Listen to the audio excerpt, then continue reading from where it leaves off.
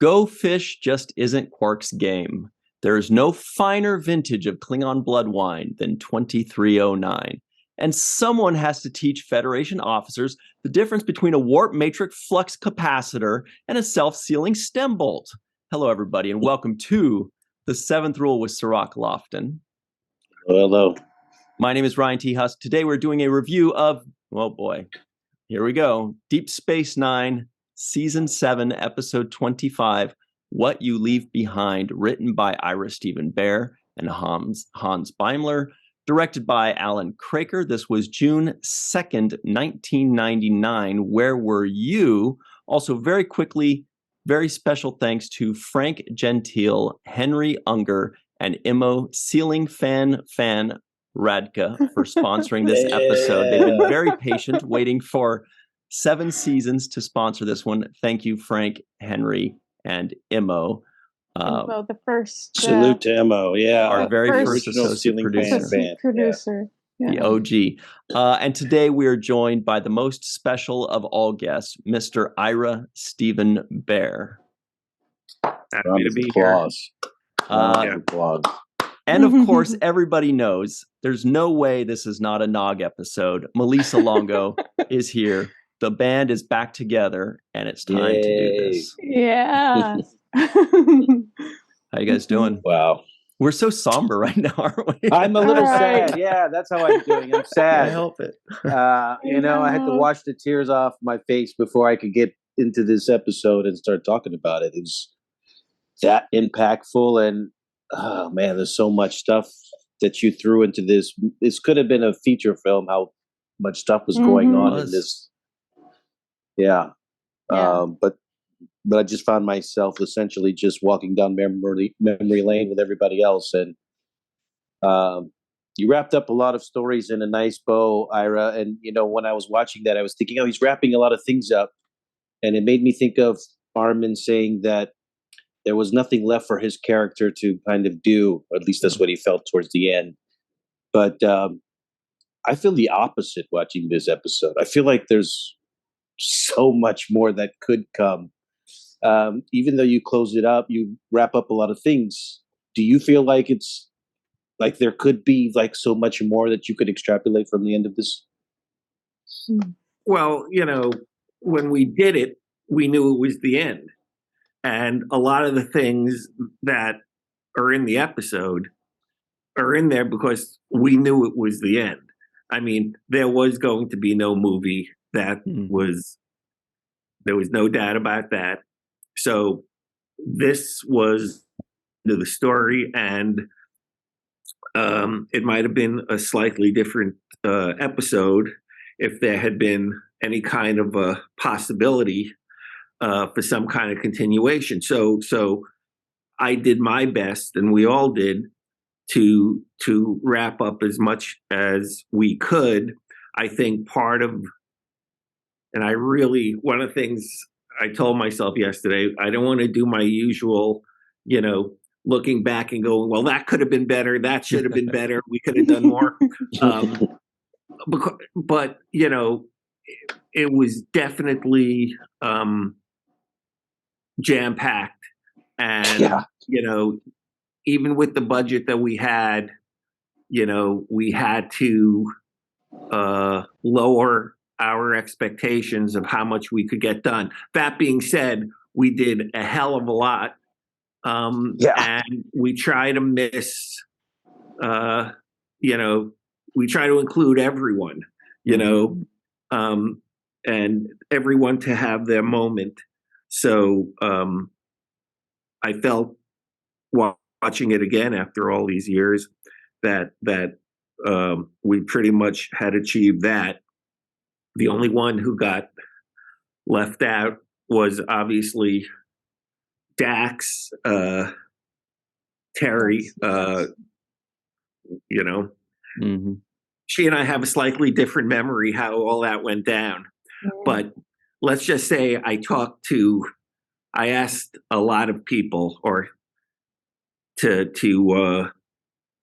get permission to use clips of Terry in that, and that door was slammed in my face multiple times, and so it goes. But with that aside, I think everyone, got their due. And if there was I've never felt that we needed to continue the story, to be honest. I mean, yes, it was fun doing that episode 1, season 8 for the documentary, but that was an idea just to get the band back together, which is why when they asked if I wanted to do it as a graphic novel, I said definitely not. It wasn't meant for that. One day, if we came in the next day, I would have changed half the stuff probably. Who knows? If it was a real story break, we would have kept going and refined it. But that was a fun day, and I love that day, and I cherish that day. But I have no problem if there was never, I'm glad that actors get work, that they hired Nana and Armin to do Lower Decks, but that's money. That has nothing to do with Deep Space Nine. That's just keeping people employed. But in terms of the storytelling, that story's done. Ira, just real quick, before we get too deep into this, you did mention that this is the first time you've watched this since 1999, which is just mind-blowing to me, over 23 years, which gives me two feelings. Number one is, personally, I'm honored that after 23 years, you decided for this show and this episode, you decided to finally go back and rewatch this. And I'm flattered that you would do that for us. But secondarily, I have to know, what did it feel like? You must have had so many different moments of rushes of emotion. I had tons of rushes of emotions. I don't even really have emotions or feelings. So I can only imagine you going through this. Can you share some or all of that? Well, that's asking a lot there, Ryan. I know. That's why I said some first. I don't want to get too in the weeds with it and get, emotional about it. But I would say that, part of it was I was right back in 1999, going, shit, we needed more money there. We needed, where are the extras? All that stuff that doesn't mean anything to people who are watching, but just killed me at the time and bothered me now. All the money we spent on the ship battles, which I find, eye candy, but has no real emotional, attachment to it. And then the stuff with Garrick and Damar and Nana, we're stuck in this little room and we can't move around. We have so few soldiers with them. The battle is so, that's the kind of human interaction and human,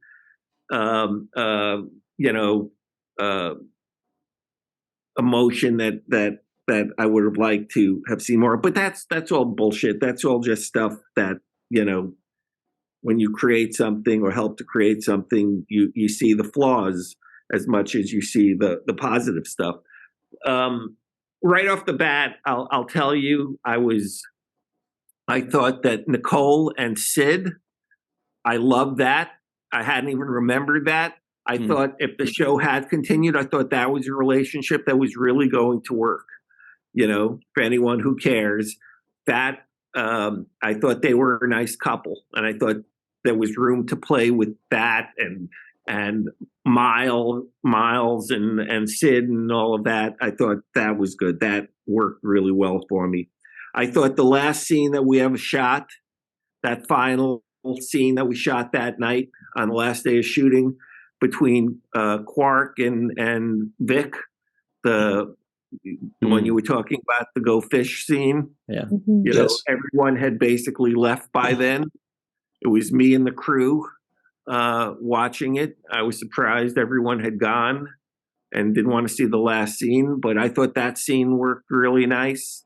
I thought that was a nice scene between Quark and Vic that we hadn't had many of those. I thought that was Yeah, I said the same thing. I wrote down more when I saw Quark and Vic. I said I could have used more of Quark and Vic going back and forth. Totally. I love him saying, "Yeah, bartender's a noble profession," and then and he said, and then he kind of looks like he says, "Yeah, but I'm not a bartender," so it was right. it was a great moment between them. Definitely could have used more of it. Either going forward or in the past, but I loved it. I loved the scene. So that was the last scene that was actually filmed. Yeah, that night. There might have been pickups later on, but that was the final goodbye scene. Just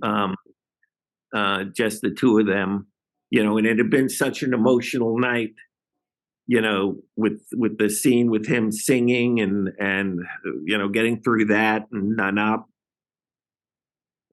I'll never forget Nana bursting into tears when Jimmy sang "The Way You Look Tonight," and he said, "And the way you wrinkle your nose," and she just broke out into tears, and we had to stop filming. I mean, he just got up close to her, and she just lost it. It was that kind of a night. I also thought, which is something that I know there are fans who don't like it, but it worked for me, and I'm glad to see it still worked. I thought the stuff with Dukat and Kai Wynn, I really dug it. I think it was. I thought Alima was terrific. I thought they were both really good. I love the fact that, I know people who think that he was a sex symbol, and all these women who wanted to sleep with Dukat and think, a lot of strange people out there, people who marry serial killers. I'm with you guys. I'm with you guys out there. So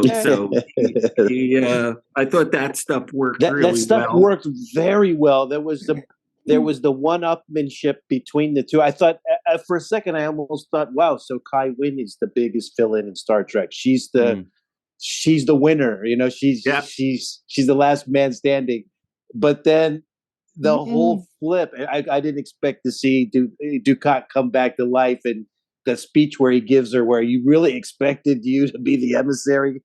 That speech and that scene played out so well. And she actually almost had a redemptive moment before her demise, right? Where she she called out to the emissary. She didn't say Cisco. She said emissary. So in the very last second, she went back to the prophets and not the pirates. Yeah. So I thought that was all good. I mean, the caves and all that. And, again, everything, all the scenes would have been, I think, could have been helped with a little more time and love. I mean, if this was a show that we were doing today, we wouldn't be doing 26. We'd be doing 8 a season, and you'd have, 10 or 12 days to shoot them instead of, the 8 days we had. So I can't help thinking of that, but I try to get past that. So that stuff really worked for me. A lot of it, the worked for me, but that was all like, I thought the female shapeshifter, I think Salome, that worked really well. Definitely. And Wayoon Jeff, you might not like the guy, but goddamn, he's loyal. Oh my gosh, he cried, and he was crying to her like I pledge my loyalty to you. It was so crazy. I thought it was. And the changeling, even though she's this frail woman, when she grabs, the Cardassian legate at the moment, when she grabs him by the throat, I feel the power inside of her and the wickedness that she has inside of her. What an actress! I mean, it was an excellent actress. I don't think we've given her enough credit. I'm glad you did say that. She plays that part excellently, and actually just everybody in this episode. Garrick was so great. I know it was a strong Andy show. Andy was terrific. So good. He really was. When he talks about the Cardassia he left behind, and the character, the woman who played his friend that they're hiding out in, she was great. Mila was great. Yeah. She even had, everybody had moments where I just I mean, I was just thinking, even the laughing. I wanted to ask you about the laughing moment where Garrett kind of starts laughing, and then Kira, when Kira laughs, everybody has to laugh because she's so infectious. But I thought that was a nice break from how tense I was feeling. I'm glad you put it in there. Well, I just thought at the time, I remember talking about it with Hansi, that it would absolutely be the last thing any audience would expect, because you just, all the rules say you don't break the tension. You just keep building the tension up, especially in an episode like this, where it's the end and you're trying to go out with a bang. And so it was like, no, forget what you're expecting, forget how it's done, do something else, which is the pressure and the laughter, that kind of infectious laughter that comes out of such anxiety and fear. I thought, it was a bold move, and they pulled it off, well. Mm-hmm. I just want to second what you said about Nana. I just wanted to add to that earlier, was I hadn't watched this episode in, I don't even know how long, but a very long time.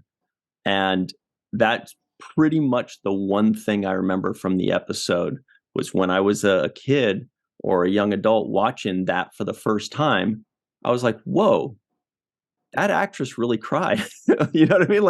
Like there's that moment when she has that smile, and she, like, it was such a powerful moment that, like, it actually, that's the one image I'm really stuck with, was that genuine moment where I was like, wow, that must have been a powerful day on set. There were a lot of emotions running around there. But I just want to add that. I noticed that too. Her face was red, and you could see the tears in her eyes. And I'm just I thought Renee was amazing in this as Odo. The stuff you gave Odo to do, where he kind of steps up and he tells Kira that you have to trust me, I'm going to link with her and heal her. That whole scene was, I thought he played it to the T, especially the scene where he says goodbye to her. I thought, wow, this guy was like, what a fantastic actor Renee is and always will be. That tuxedo scene when he switches into the tuxedo. He hated it. He despised it. Well, we loved it. That was one of the great moments, to be standing there right off the set, right before he goes on, and he is just ripping me a new a-hole about how dumb and bad this is, and how much, and it's like, okay. They're calling you to the set. It's I hear you, Renee. I know you don't like this, But then he goes out and he plays it. That's what always got me about Renee, was that, he could be so ornery at times and so opinionated and so, upfront in your grill about what he did not like. And then he would just do it. And no one would ever dream or know. And to me, it still works. It's that thing. He's taking everything away from. That's what I didn't understand, that he didn't understand. He's breaking her heart. He's ripping away this foundational relationship that they have together. He has to give her something. This is goodbye in Excelsius. There is no hello coming after this. It's goodbye. So he gives her the thing, that the tuxedo that was the beginning of that journey that they had. He didn't see it. He didn't want to see it. But anyway. But he nailed it. He nailed it, and it so worked. Much tenderness in that moment where there exchanges the kisses on the hands and then the face and then and it was just so beautiful. And I was a wreck. I was a wreck.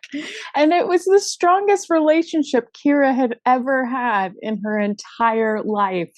Was with Odo. That was the most important relationship of her life. And she had to let it go. It felt like they really knew each other. at a much deeper level. There was an understanding there more so than with any other relationship. Yeah. I also felt that the words that he said were so pointed because it almost reminds me of the man himself when he says, "This is the way I want you to remember me." I feel like that's how we remember the man himself, as Odo, and he didn't, show us any side of him that was weak in any way or frail. It's always the strong, confident guy who's walking into whatever he, knowingly walking into whatever his destiny is with kind of a fearlessness and courage. So that's how he went out. And I thought that was really great. Go ahead. How much of watching this was also like a reminder of you in the writer's room coming up with all of these? Like, I felt like the flashbacks were like I felt like I was watching the flashbacks of you guys too, even though it wasn't on screen. It was just like you guys in that room coming up with all of these moments. Did it feel like that as well for you? Well, the truth is that, to the very end, we were under the gun as always. So Hans and I were banging this out, and with all emotions of, it's like you don't want to really think too much about it being the last episode, though it is. But, we know that when we write the end, that's it. But so we were so busy, what I did was I gave Weddle and Thompson the job of going off and looking through 7 years of stuff and finding clips for Miles and Julian, and good clips for Worf without Dax, unfortunately, and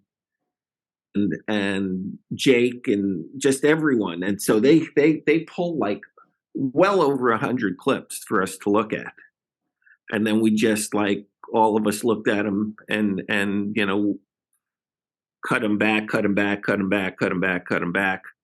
until we came up with what we had. But even at the time, I remember, even with all the production and things that kept us busy and not able to sit back and go, wow, this is a big moment. This is the end of especially, I was the only one who had been there for the full 7th.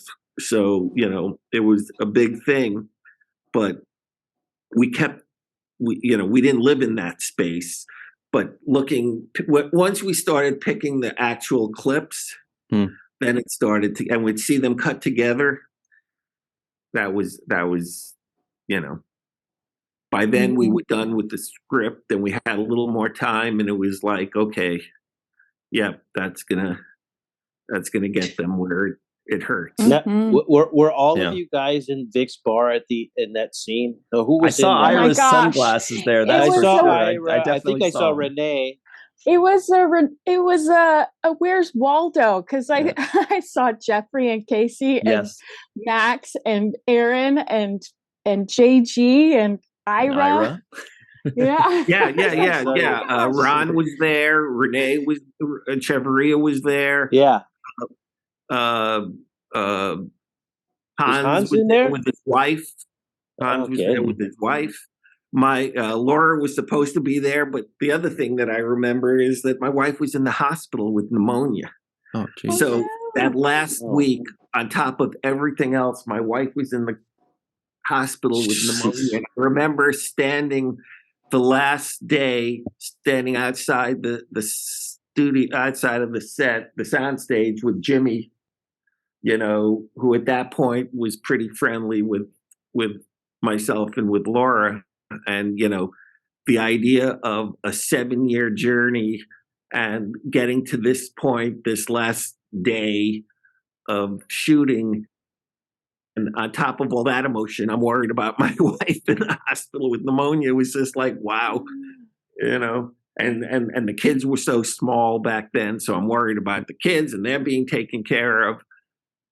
Wow. Yeah, it was crazy. But yeah, everyone we could get. Rick refused to do it. We invited Rick. He refused. He didn't want to be with the little people. Was he in Minsk? Yeah. And I thought that Michael had done it, but I guess he did not. But I didn't see Michael, so I guess he decided not to do it either. Speaking of Minx, though, I did think that there was a little bit of a Kira moment for O'Brien as well when he hugged Bashir, when he hugged Sid, and he kind of pulls away for that half second. I felt like there was a genuine. I mean, now Colum's an amazing actor, so I wouldn't put it past him. But every once in a while, you get like a glimpse of something that actually looks like they're not acting anymore for a second, and it felt like he had that moment after they pulled away from their hug. And I wanted to see more. I wanted to get a little bit more of him. But that montage, a little bit, yeah. That montage destroyed me. I needed to call a construction company to peel me off my floor. I had to pause it, take a break. I did the same thing. I had to take a break, and I was just like, "Oh my gosh!" I had to take a break. Yeah, when Cisco gave his speech, and he says to the best crew any captain ever had, and part of us will always, remain on DS9. I'm thinking, man, these are like such poignant words because they ring true in so many ways. It's as I'm watching it. Part of me remains there. I'm still there. That's exactly it. I mean, I remember writing that. I remember when we wrote that. I remember. I mean, that was editorializing. Obviously, that's all of us speaking. But yeah, I mean, you have to be out of your mind if you don't think. And I know some of the actors in a way were happy that it was over because of the typecasting and they thought, they could do other things and blah, blah, blah. But it doesn't matter. We're all on Deep Space Nine. How can we not be on Deep Space Nine? 7 years, 26 episodes a year, that was a complete, that was breaking the fourth wall pretty much. He didn't say it directly into camera, but he could have. He could have said it to the audience as well, to the real fans. I thought the other thing I thought was interesting that I hadn't realized, and it took me a while to get back to what I was thinking at the time, what we were thinking at the time, and is that especially for the first 45 minutes, the battle, the whole until war is over, basically, the one who seems to have the least to do and the least amount of levels is Cisco. Cisco doesn't have. I mean, yes, we do the scene with Cassidy, which is lovely with you and the family unit together, which was nice.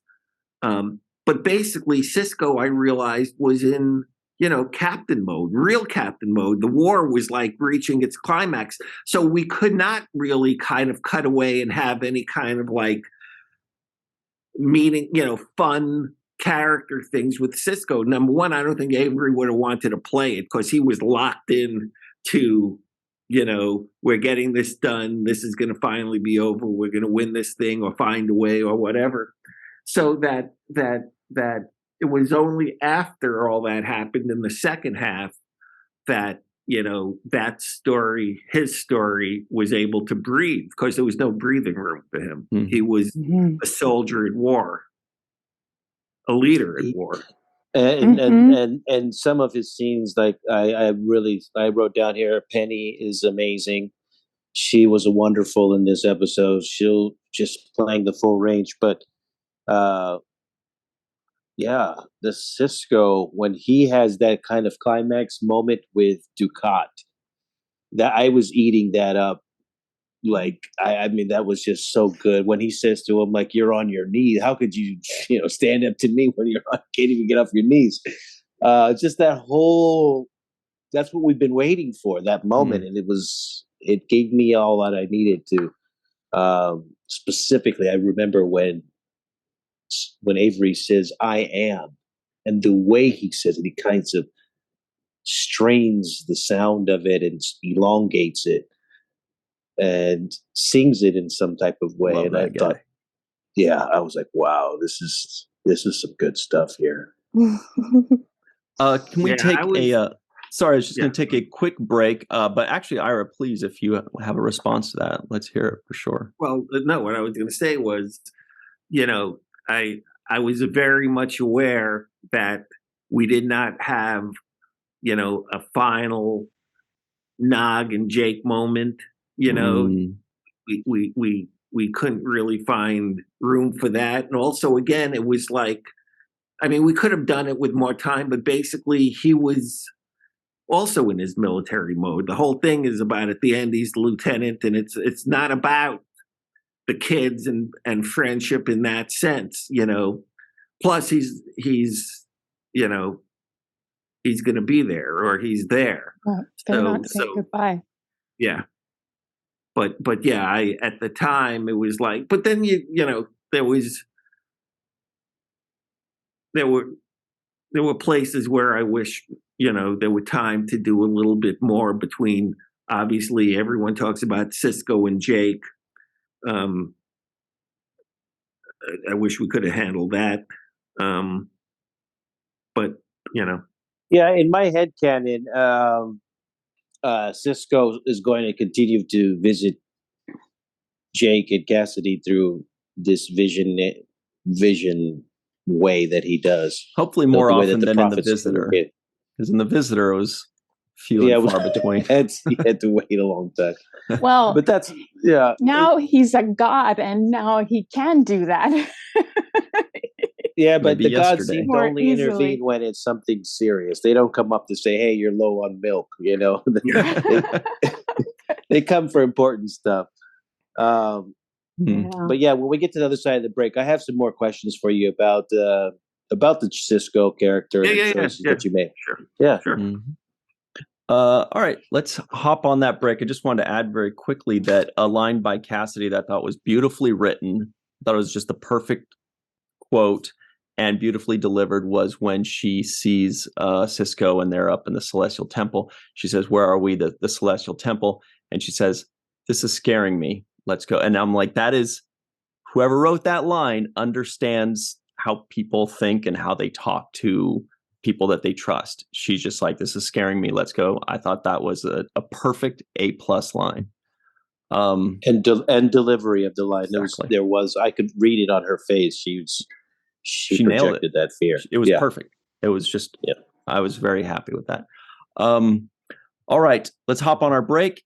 We'll be right back on the 7th rule.